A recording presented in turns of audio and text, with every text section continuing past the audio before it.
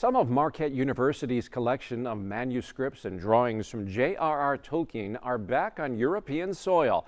They're part of an exhibit in Paris featuring the works of the English fantasy author and scholar known for a number of literary masterpieces, including The Hobbit and Lord of the Rings. Michael Schlesinger explains what this new showing means for Marquette and Tolkien fans everywhere. Really is a world cultural treasure. This is how archivist Bill Fliss sums up English author J.R.R. Tolkien and all his works of literature shared over the course of more than a century. Now, some of what he wrote is currently being seen at the France National Library in Paris, courtesy of Marquette University.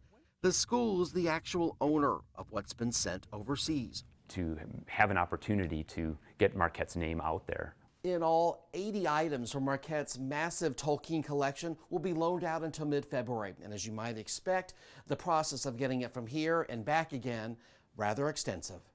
The actual pulling of the manuscripts and kind of assembling them and packaging and sending them out, that was pretty quick.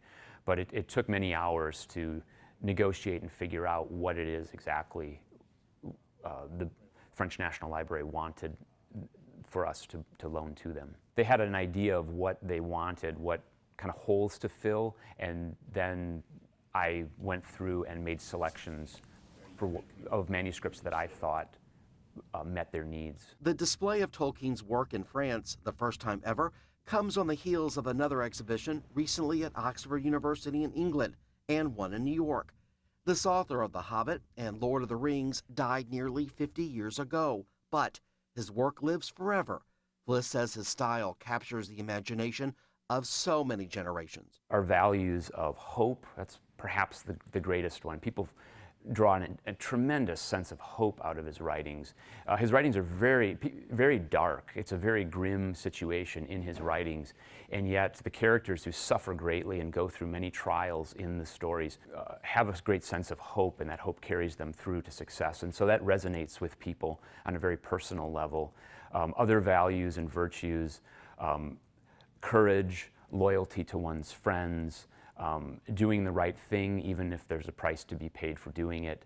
These sorts of values, people, regardless of one's background or upbringing, like religious background and that, they connect, these things connect to the readers. I'm told the 11,000 square foot Parisian exhibit takes visitors into a world of make-believe. 300 pieces, including calligraphy sketches, outlines, drawings, and maps, will be seen in what's being called Tolkien Journey to Middle-earth. What they're borrowing are manuscript pages, leaves of paper generally, and they're part of a much bigger collection. It's not like these are discrete works of art, like you would have a picture hanging on a wall that we just simply return it to its position. They're part of a huge organic collection of manuscript pages. Marquette owns the manuscripts for 4 of Tolkien's works of fiction, The Hobbit, 2 lesser-known works, Farmer Giles of Ham and Mr. Bliss, and then The Lord of the Rings, which was his magnum opus. As Fliss awaits the return of the materials to the Raynor Memorial Libraries on campus late in the winter, he's working on another project. It's called a contemporary fandom. He'll be interviewing 6,000 Tolkien fans and posting the interviews online. They're all asked 3 basic questions and have 3 minutes to answer. When did you first encounter the works of Tolkien? Why are you a fan? What has he meant to you? In case you were wondering, the 6,000 number is significant. Any Lord of the Rings fan probably knows the reference. At one point in the story, one of the kings in the story, King Theoden, raises a muster of his people to lead them to battle, to fulfill his oath to another kingdom. And the number of riders that he ends up leading on this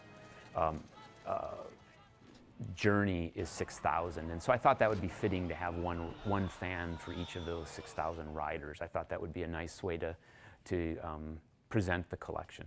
In 1957, the university paid just under $5,000 for a handful of manuscripts. It was really a remarkable investment on Marquette's part. Clearly today, its worth has translated into so much more, whether it be on display for all to see in a museum or library, or perhaps in an upcoming Lord of the Rings prequel series on Amazon, or maybe in the privacy of your own home as you're flipping through the pages of one of your favorite Tolkien books. But Tolkien seems to be one of these rare authors who attracts a new following in each generation, that each generation seems to, there's a group of fans within each new generation that are attracted to him. And that's remarkable. Not many authors can do that.